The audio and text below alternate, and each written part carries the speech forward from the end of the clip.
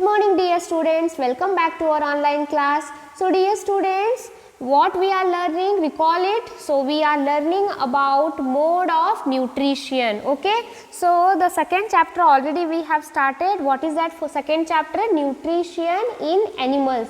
So there we are discussing about mode of nutrition. So first nutrition we have discussed, that is the holozoic nutrition. In that what we have learned, recall it. So there are three types of categories comes under in the holozoic nutrition, that is the omnivorous, herbivorous and the carnivorous. Okay, so these are the three classification in the holozoic nutrition. Let's discuss some key points what we have to cover today. So these are the key points which we have to discuss in today's class. So first, holozoic nutrition already we have discussed in the last class itself.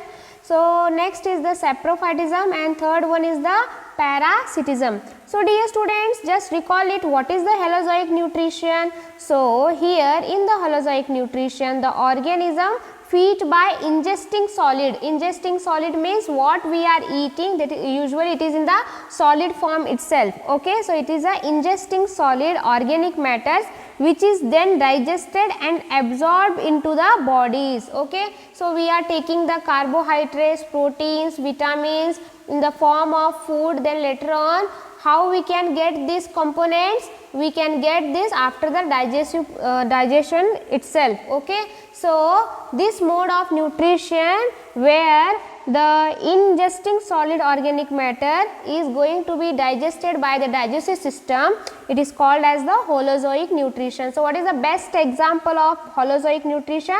That is the human being, animals and the insectivorous plants. Okay, so here these are the examples of holozoic nutrition. What is the second type of or second mode of nutrition? That is the saprophytism.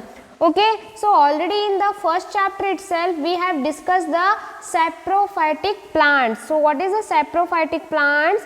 They are feeding themselves by the decaying matter. Okay, they are feeding themselves by the decaying matter.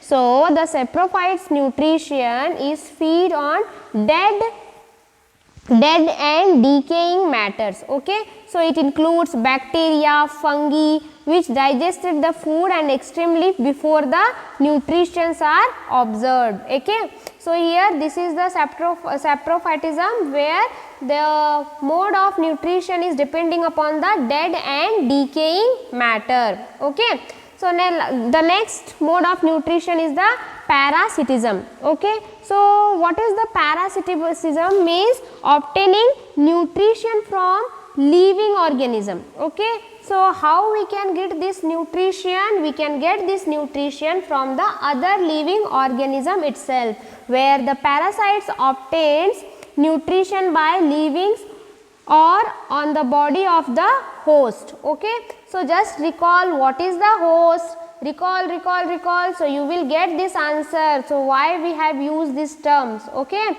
so what is today's work? You have to recall it, what is host. Okay, so dear students, this is the parasitism where we can get the nutrients from the other living organism. Okay, so let's take a one by one this all the mode of nutrition.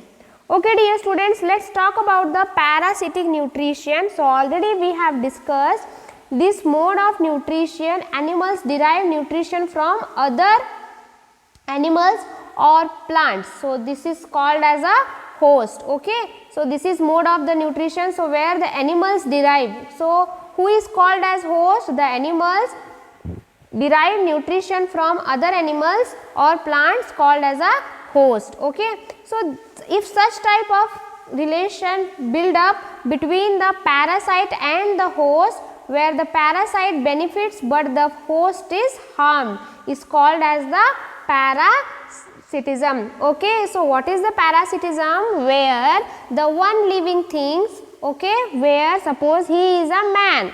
Okay, he is a man, then what happened? Some parasite or insects is going to be attacked to him. Then what happens? this insect will going to take a nutrition from this man itself, then what happen, who will going to affect here? The man. Okay. So here in this term he is the host. Okay. So this is the host and this is the parasite. Okay. This is the parasite where one living organism is going to be take a benefit from the other living organism. So this kind of relationship between the parasite and the host, where the parasite, here parasite is benefits but the host is harmed. So it is called as the parasitism. So the question can be asked as what is parasitism? Okay. So here best example is about the mosquito. Okay. So best example is about the mosquito, is an example of human parasite that feeds on human bloods, and loss is another human parasite. Okay. So this is the best example of parasitic nutrition, where this parasite is getting the nutrition by the human beings. Okay. So let us take an example of that.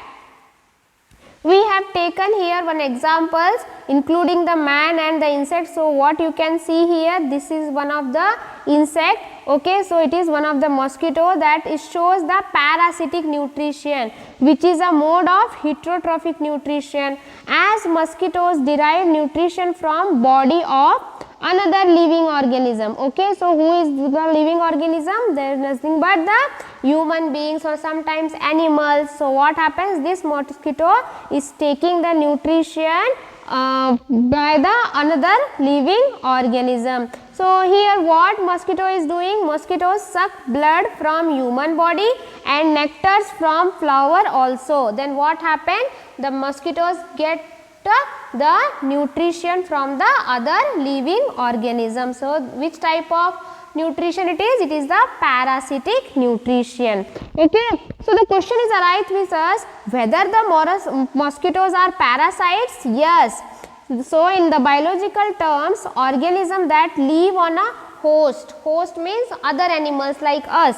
So they are depending on to survive are parasites. So if such type of mode of nutritions are going on, then this mosquitoes is considered to be a parasites, even though they feed on their host's blood.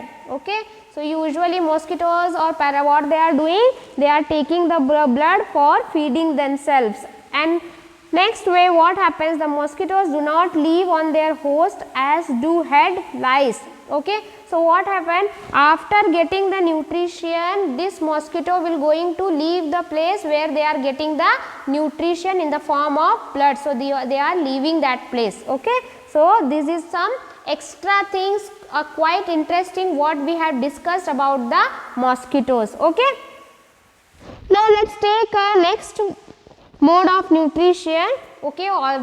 Previously I have not described, but this is the mutualistic nutrition, or you can say a saprophytic nutrition. What happens, let us discuss in this mode of nutrition. The two animals, okay, the two animals live close to each other. Okay. Suppose two living organisms are there, they are close to each other and interacted in such manner. Okay. So they are going to interact with each other that either both are benefited. Okay. So sometimes what happen, after mutually understanding what happened, they are benefiting into each other, and lastly what happened, any one of the organism, means among those two organisms no one will be going to harm here. So in the previously parasitic nutrition what happens, the host is affected by the other living organism. Okay. So here this mutualistic means the mutual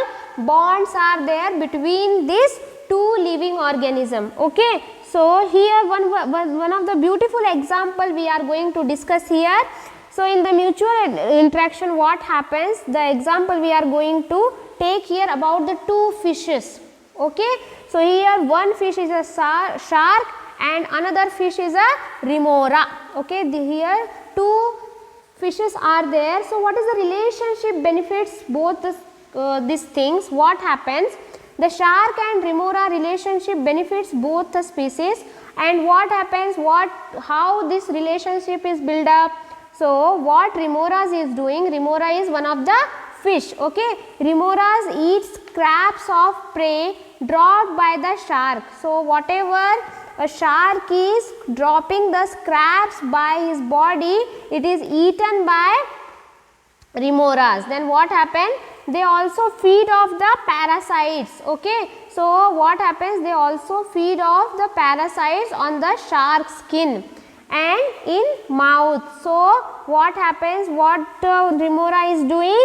Remora is eating the scraps of prey dropped by the shark, as well as they feed off of parasites on the shark skin and its mouth. So this makes the shark happy because the parasites would otherwise irritate the shark. Okay, so whatever parasites are sitting on the shark, so it can be eaten by whom? It can be eaten by remora. Okay, so in this way what happens?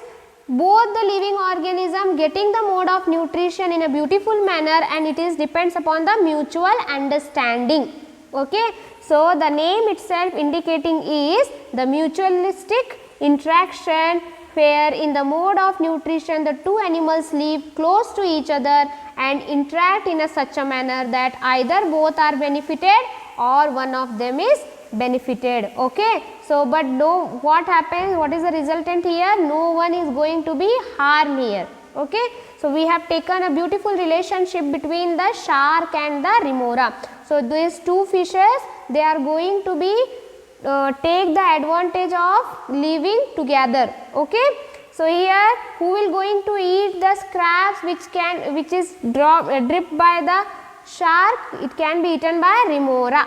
Okay, so it is one of the beautiful relationship. Now let's talk about the next mode of nutrition, that is the saprophytic nutrition. Okay, so it is one of the similar type of the mutualistic nutrition itself. What happens here? In the mode of nutrition, organism derive nutrition from dead organic matter. Okay, from the dead organic matter. Okay, so here what happens?